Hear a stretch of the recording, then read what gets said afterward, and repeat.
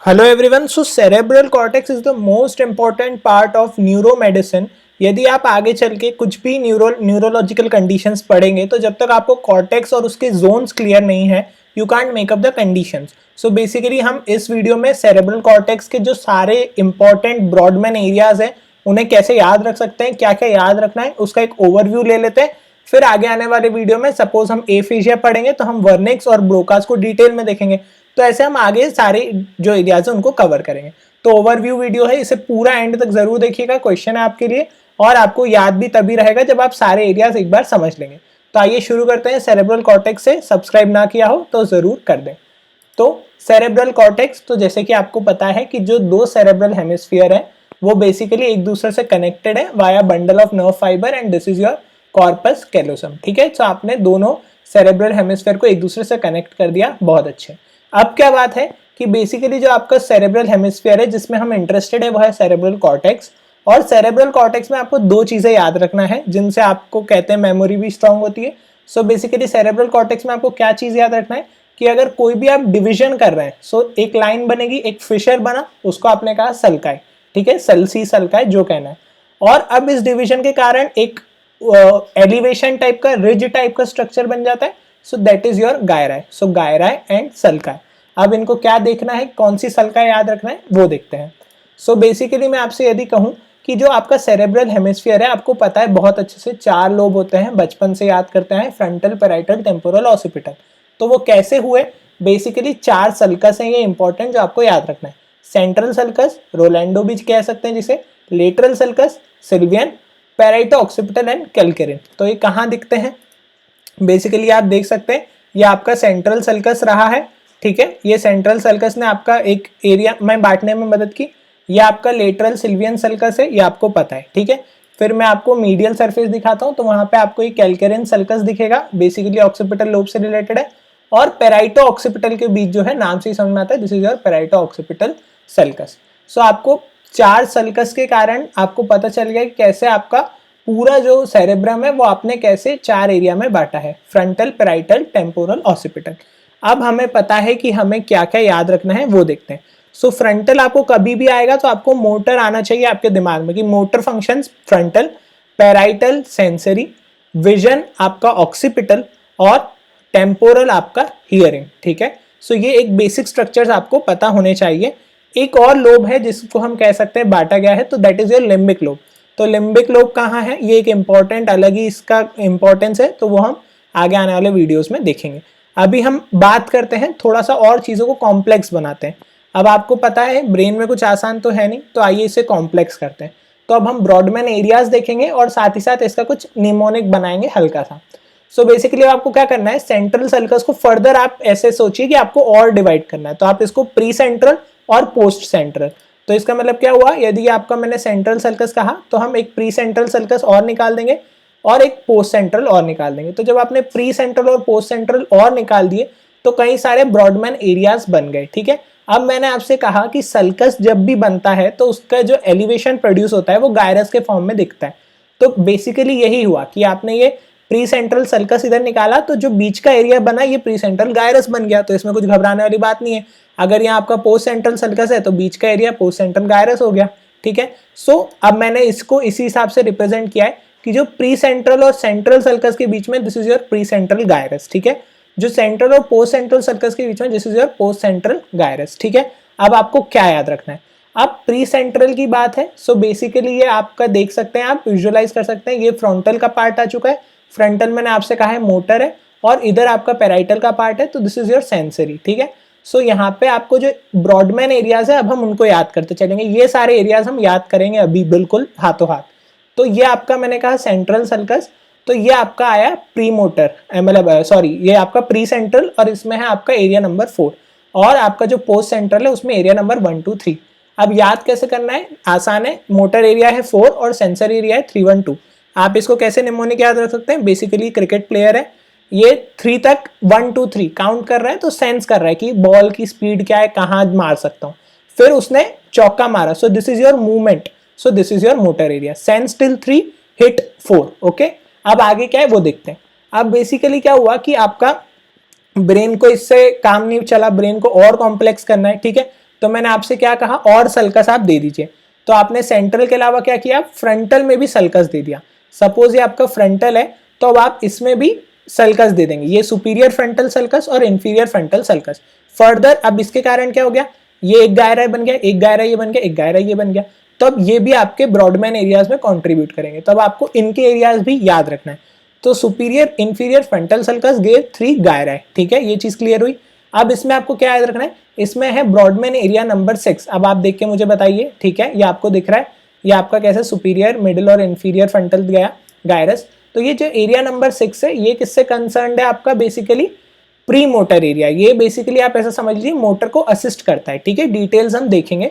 सो pre motor area मतलब, अब ये pre motor is a big word है ना, और आपको पता है क्रिकेट में 4 से बड़ा बाउंड्री 6 होता है। सो जो बिग वाला वर्ड है pre motor, that is your area number 6। तो यहां तक का याद हो गया, ठीक है। फिर अगला ब्रॉडमैन एरिया जो आपको याद रखना है वो है area of frontal I field 8, ठीक है। Basically frontal I field part of ये पूरा एरिया ही होता है, तो कई लोग उसको फ्रंटल आई फील्ड को प्री फ्रंटल कॉर्टेक्स का पार्ट कहते हैं। प्री फ्रंटल कॉर्टेक्स क्या है आपकी 9, 10, 11, ठीक है। तो हम इसको अलग अलग पढ़ रहे हैं, तो अब इसके लिए आपको कैसे याद रखना है मैं बताता हूं। देखिए प्री फ्रंटल कॉर्टेक्स है ना, आपकी पर्सनैलिटी डेवलपमेंट के लिए इंपॉर्टेंट है। आप एकदम इसको ऐसे भी सोच सकते हैं, जिनकी पर्सनैलिटी अच्छी होती है वो हमेशा आगे बढ़ने की सोचते हैं, सबसे आगे वाला एरिया यही है, ठीक है। तो प्री फ्रंटल कॉर्टेक्स में आपकी पर्सनैलिटी अच्छी है 9, 10, 11। तो आप किसी से पूछते हैं, नाटक गाने का नाम है चलती है क्या 9 से 11। सो बेसिकली यदि आपकी पर्सनैलिटी अच्छी है तो आपको हाँ मिल जाएगी, ठीक है, नहीं तो क्या होगा वो आपको पता है। सो ये जो टिकट है ये तभी मिल पाएगी जब 9 से 11 में पर्सनैलिटी अच्छी है। तो आपको प्री फ्रंटल कॉर्टेक्स याद हो गई। अब बचा फ्रंटल आई फील्ड, तो आपको विजन से रिलेटेड बस ये नंबर्स याद रखना है। बेसिकली पूरे ब्रॉडमैन एरिया सब ऐसे डबल का मल्टीपल चलता है। मतलब मैं यदि आपसे कहूं विजन में 8 अभी याद रख लीजिए आप, आगे हम देखेंगे 8 का डबल 16 + 1 17, 18, 19, ठीक है। तो ये कैसा है, 2 मिनट सब्र करिए आएगा। अभी अगला अब हम देखते हैं ब्रोकाज एरिया। तो फ्रंटल में आपको एक और चीज जो याद रखना है वो है आपका Broca's area.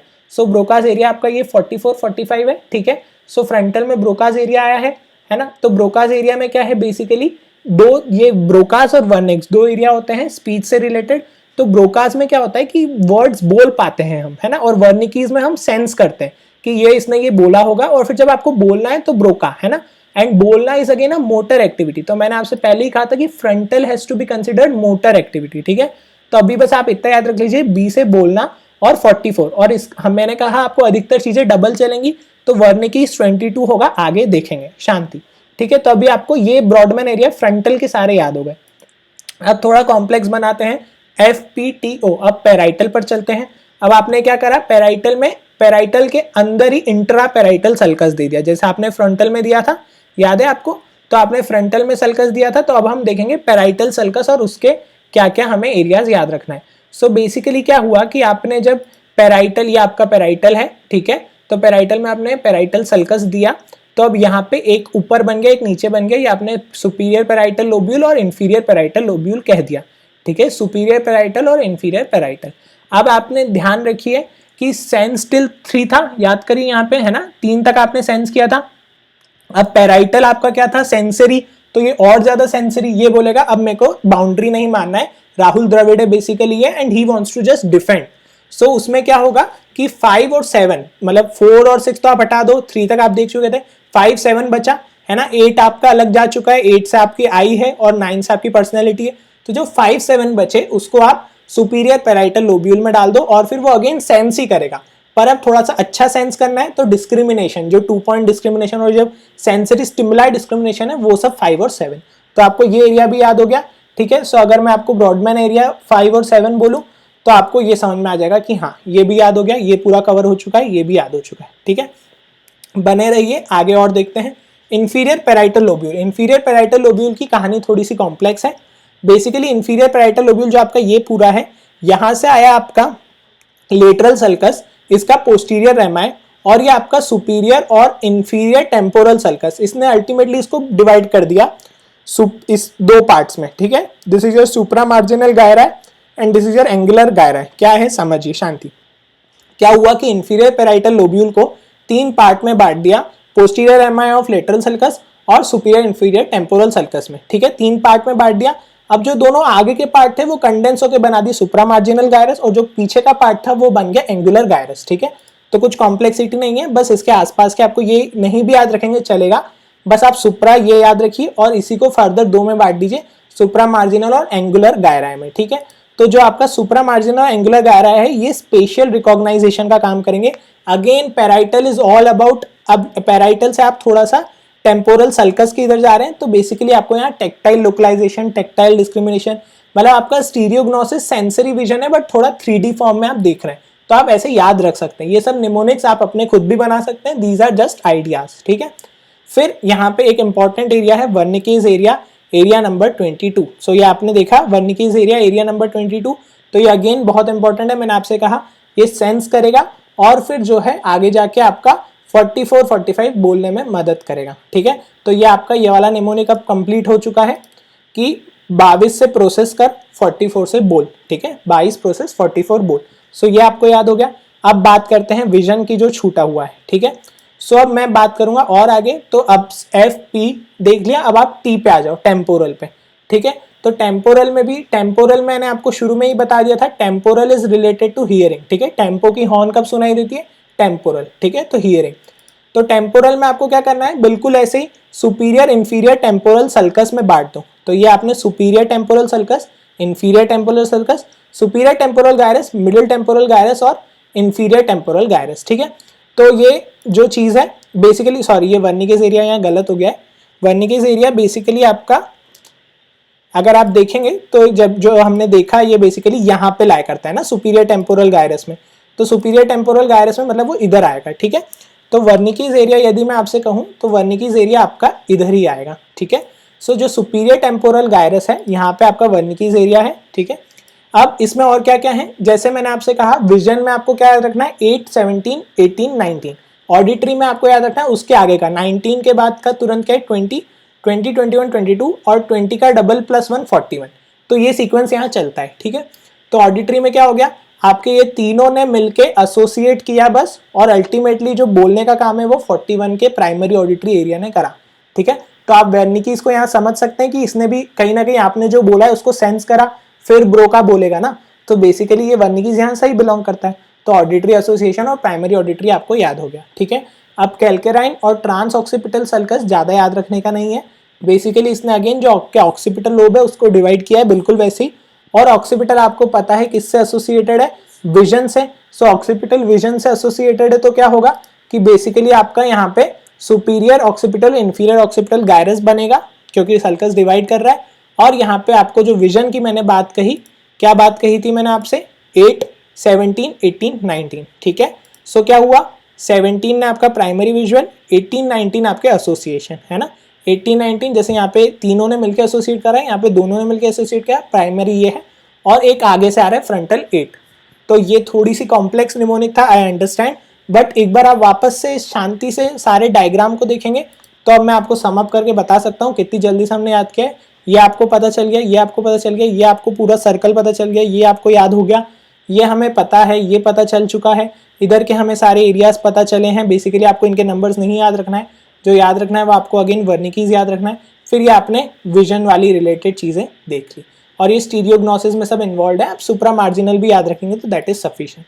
So I hope ये थोड़ा सा कॉम्प्लेक्स था, बट अब अगर आप कोई भी एक लिस्ट बना लेंगे तो आपको सारे जोन्स अच्छे से याद हो जाएंगे और आप निमोनिक चाहे तो अपना भी बना सकते हैं। So again a gentle reminder, आप लर्निंग करते रहिए।